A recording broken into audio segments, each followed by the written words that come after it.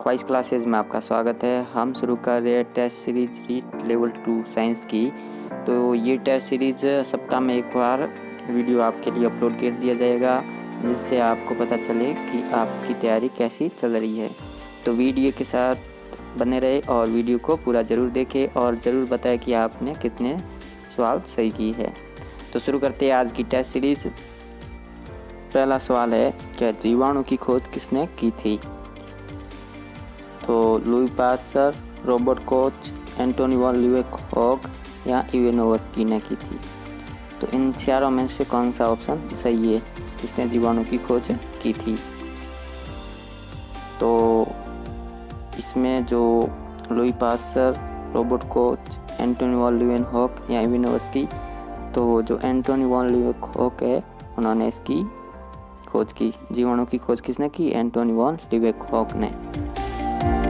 दूसरा क्वेश्चन है कि लवण में पाए जाने वाले बैक्टीरिया है। चार ऑप्शन है, इनमें से कौन सा बैक्टीरिया है जो लवण में पाए जाते हैं? थर्मोएसिडोफिल्स, एलोफी, मेथिनोजेन या नाइट्रोबैक्टर। तो इसमें से कौन सा है जो लवण में पाया जाता है? तो जो एलोफी है वो लवण में पाया जाता है। लवण में पाया जाने वाला बैक्टीरिया एलोफी, जिसमें थर्मोएसिडोफिल्स है, ये पाया जाता है गर्म झरनों में। और जो मेथिनोजेन है ये पाया जाता है रूमिनेट पशु जैसे गाय भैंस है उनके आंत्र में। और जो नाइट्रोबैक्टर है ये प्रकाश संश्लेषी स्वपोषी बैक्टीरिया होते हैं। तीसरा क्वेश्चन है कि दूध से दही बनाने वाला बैक्टीरिया कौन सा है? उस बैक्टीरिया का नाम बताना है जो दूध से दही बनाता है। तो चार ऑप्शन, क्लोस्ट्रीडियम बोटुलिनम, राइजोबियम या एसिटोबैक्टर एसिटी या लैक्टोबैसिलस। तो इनमें से बताना है कि कौन सा बैक्टीरिया है जो दूध से दही बनाता है। तो क्लोस्ट्रीडियम बोटुलिनम ये तो औषधि निर्माण में आता है। राइजोबियम जो जड़ों में पाया जाता है। और जो एसिटोबैक्टर एसिटी है ये भी नहीं है। और जो लैक्टोबैसिलस है ये होता है जो दूध से दही बनाने में काम आता है। लैक्टोबैसिलस है जीवाणु जो दूध से दही बनाने में काम आता है। नेक्स्ट चौथा क्वेश्चन है कि जैविक नाइट्रोजन स्थिरीकरण में कौन सा बैक्टीरिया उपयोगी है? जो नाइट्रोजन स्थिरीकरण है उसमें कौन सा बैक्टीरिया उपयोगी होता है? तो ऑप्शन है कि माइक्रोबैक्टीरियम है, क्रोमेटियम है या राइजोबियम है या मेथिनोजेन है। तो इसमें से कौन सा ऑप्शन सही है वो बताना है। तो इसमें से जो राइजोबियम है जो नाइट्रोजन स्थिरीकरण में काम आता है। ये बैक्टीरिया जो राइजोबियम है ये क्या करते हैं कि नाइट्रोजन को पादपों हेतु जो उपयोगी यौगिक होते हैं उनमें रूपांतरित करते हैं। और उपयोगी यौगिक कौन से? जैसे ये नाइट्रोजन को नाइट्रेट में बदलते हैं और नाइट्रेट भूमि को उपजाऊ बनाता है। और ये राइजोबियम है ये दलहनी पौधे जैसे मूंग है, मोठ है, चना है, मटर है आदि की जड़ गुलिकाओं में पाई जाती है, अर्थात गांठ के रूप में पाए जाते हैं, वो राइजोबियम होते हैं। और इसका काम होता है जैविक स्थिरीकरण, नाइट्रोजन का जैविक स्थिरीकरण। नेक्स्ट पांचवा क्वेश्चन है कि हैजा रोग किस जीवाणु द्वारा होता है? अर्थात हैजा रोग किस बैक्टीरिया द्वारा होता है?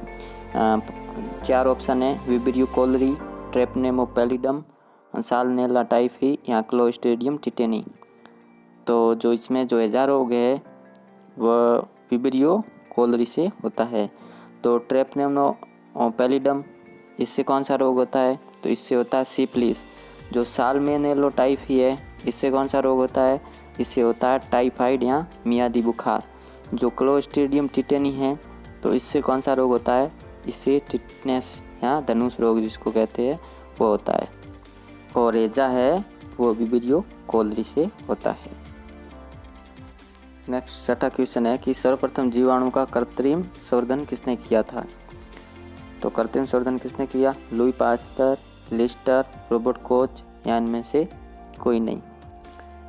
तो जो रॉबर्ट कोच है उन्होंने सर्वप्रथम जीवाणुओं का कृत्रिम संवर्धन किया था।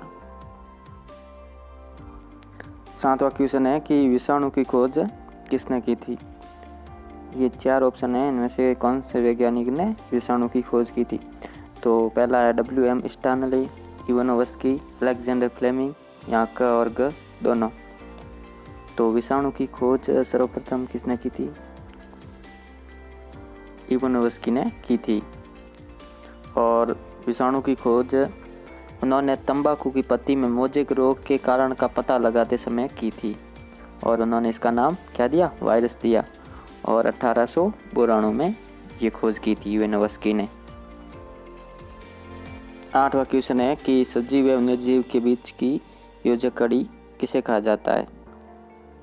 ऑप्शन कवक, जीवाणु, वायरस या लाइकेन। सजीव एवं निर्जीव के बीच की योजक कड़ी किसे कहा जाता है? तो वायरस है अर्थात विषाणु, जिसको सजीव एवं निर्जीव के बीच की योजक कड़ी कहा जाता है, क्योंकि ये सजीव एवं निर्जीव दोनों के गुण रखता है।